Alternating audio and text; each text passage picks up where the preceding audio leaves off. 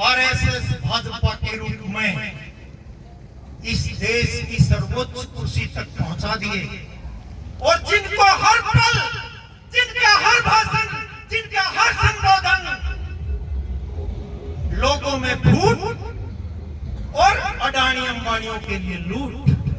अभी कुछ ही दिन पहले, 2-3 दिन पहले मानेसर में मजदूरों पे जितनी बेरहमी से लाठियां बरसाई, जिसमें महिलाएं भी शामिल हैं, 55 मजदूरों को मुकदमे बना के लठुआ मारते हैं, मुकदमे हम पे बनते हैं, जेलों में बंद कर दिया।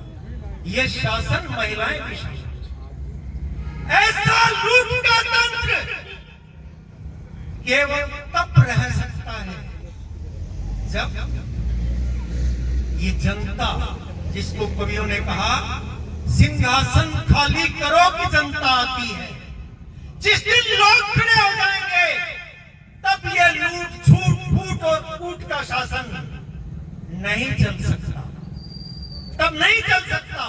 वो चलता रहे, इसलिए वो बाबा साहब जैसे, ज्योतिबा फूले जैसे, शहीद भगत सिंह जैसे, चंद्रशेखर आजाद जैसे, सुभाष चंद्र बोस जैसे क्रांतिकारियों की लहर को मूर्ति पूजा में बदलना चाहते हैं। स्टैचू लगा दो, माला अर्पण कर दो, हम भी साथ हैं, और उनके विचारों को मिटा दो। क्या आप ऐसा चाहेंगे कि वो विचार जो आम आदमी के दिल से, उसके खून के कतरे कतरे से निकलते हैं, वो आपस में लड़के मिट जाएं? कोई नहीं चाहेगा, लेकिन फिर भी हो रहा है। हो इसलिए रहा है कि हम यहाँ आए हैं।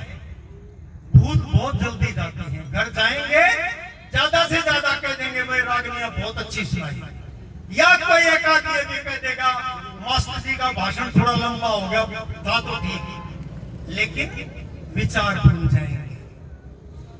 बाबा साहब ने इसी बात को पिरोया था। आज जो देश के मजदूर का आंदोलन है, मैं आपको बिल्कुल करीबी अनुभव से बताना चाहता हूं। पिछले कुछ दिन से मैं अपने गांव में जाके, सामान्य गांव है मेरा, यहाँ महम के पास, दूर नहीं है, मैं अपने गांव में जाके वहां की सामाजिक आर्थिक स्थिति का सर्वे कर रहा हूं, डोर टू डोर जाकर। और वहां जाके मैंने पाया कि जो गांव जिसमें मैं पैदा हुआ और बड़ा हुआ, अब वो गांव नहीं है। वहां बच्चे पढ़ रहे हैं, गरीबों के, दलितों के बच्चे पढ़ रहे हैं, अच्छी शिक्षा ले रहे हैं, उसमें परिवर्तन आ रहा है। उसकी वजह से सामाजिक ताना बाना भी बदला है, संबंध भी लोगों के आपस में बदले हैं।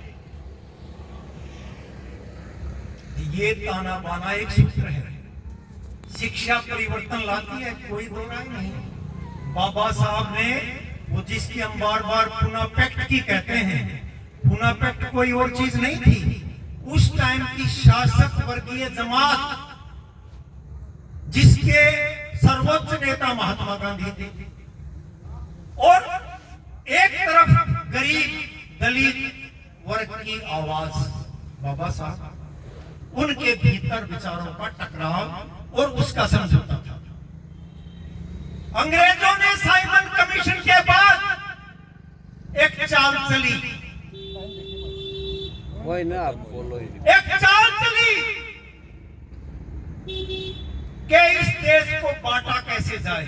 वैसे तो वो 1857 से ही चल रही थी, लेकिन साइमन कमीशन के जरिए देश में प्रशासनिक संवैधानिक सुधार करने के नाम पे ले आए और कहा कि चुनाव करवाएंगे, थोड़ा आपको वोटिंग राइट देंगे इंडियंस को। हिंदुओं की अलग वोट पड़ेगी, मुसलमानों की अलग वोट पड़ेगी, दलितों की अलग वोट पड़ेगी। कांग्रेस पार्टी ने मुसलमानों की अलग वोट और हिंदुओं की अलग वोट को मान ली, लेकिन जब दलितों की अलग वोट का सवाल बाबा साहब ने उठाया गोलमेज कॉन्फ्रेंस में, इंग्लैंड में होती थी वो मीटिंग 2 बार, तो वहां पे उसके विरोध में गांधी जी भूख हड़ताल पे बैठ के जेल में थे। पुन्हा जेल में वो भूख